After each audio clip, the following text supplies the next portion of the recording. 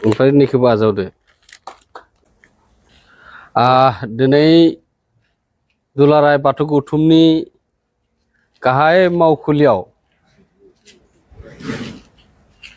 जोङो माखासे सावगारि बोनो थाखाय धनेस्वर बर' बिथांखौ जोंनि गाहाय मावखुलिसिम लिंहरनाय जादोंमोन आरो बिथाङा फ्राय दान मोनसे दुलाराय बाथौ गौथुमनि गाहाय मावखुलियाव थानानै गावसोरनो संनानै गावसोरनो थानानै बेसेबां खस्थ' खालामनानै आर'नाइ बोनायनिफ्राय लानानै बर'नि जा दामजुफोरखौ महर होदों बिथाङा, जेरै बाथौ एमब्लेमजों लोगोसे खाम सिफुं बिथाङा आबुं महर होनो नाजानायखौ जों बे कनफारेन्स हलाव नुनो मोननाय जादों। आरो बेयाव माखासे दुलाराय बाथौ गौथुमनि धोरोमारि बोसोन खान्थिफोरखौ बिथांखौ लिरनाय महर होनो होदोंमोन आरो जोङो बायजोआवबो आर'नाइनि महर होनो होदोंमोन। दा बेयो मोनसे मोजां मोनसे बेरखांनायजों लोगोसे जोंनि मावखुलिखौ समायना खालामहोदों।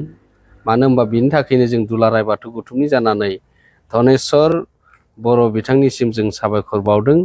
आरो दिनैनि समाव जाखांफुनाय जा महरगिरि बिथांमोनाबो धनेस्वर बर'नि जिखिनि गावनि रोंगौथिखौ देखायनो हादों आरो बेबायदिनो जायफ्रा बिथाङा मोनसे फरायसालिबो दङ महर बोनायनि, बिथाङा तामुलपुरनि, आरो बिथांखौ जुदि सोरबाफोर गोनांथि जायोब्ला जों दुलाराय बाथौ गौथुमजोंबो कन्टेक्ट खालामनो हागोन आरो थोंजोङैबो बिथांनि फेसबुक पेजआवबो बिथांनि कन्टेक्ट नाम्बार होनाय दंखायो।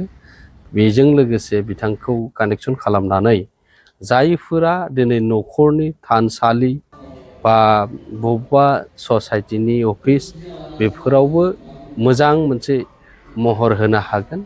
खाम सिफुं जथा सेरजा बिथाङा हानायावलागै गावनि रोंगौथिखौ देखायनो हादों आरो बेनिखायनो दुलाराय बाथौ गौथुमनि जानानै रोजा रोजा साबायखर बावदों। जाहाथे उननि समफोराव जोङो आरोबाव बेबायदि जोंनि थानसालि लुबाय थानाय बेवहायबो गावनि जौयै माहामै बावसोमगोन। मानो होनबा बेवहाय जों बेखौनो बुंदों, थाखा फैसाबो जों नांनाय बायदि होनो हायाखै। बिथांनो जों खामानिनो माबा मोनसे होनानै जोङो बेखौ महर बोहोदों। आरो बेनिखायनो गासै बर' माहारिनि गेजेराव आरो आसामजों लोगोसे आसामनि बायजोआवबो जुदि सोरबाफोर हांख्रायबा बिथाङा बै जायगासिम थांनानै थाहैनानै बे महर बोनायनि माबायाव आवगायबोनो थाखाय बिथाङा जोंनिसिम फोरमायदों। आरो बिथांखौ जों दिनैनि समाव जोबथा नङा, नाथाय जों दिनै बिथांखौ जों जेखिनि हाबाफारियाव जों मावफुंनानै जों महर होनो गोनांमोन बेखौ दिनैनि समसिम फोजोबथ'बाय आरो उननि समफोराव नांगौ बायदि जायोब्ला बिथांखौ जों लिंहरनाय जागोन। आरो बेनिखायनो जोङो दुलाराय बाथौ गौथुम जानाय खुलुमनाय आरो सिबिनायखौ बावहरग्रोबाय। बरायबाय दे।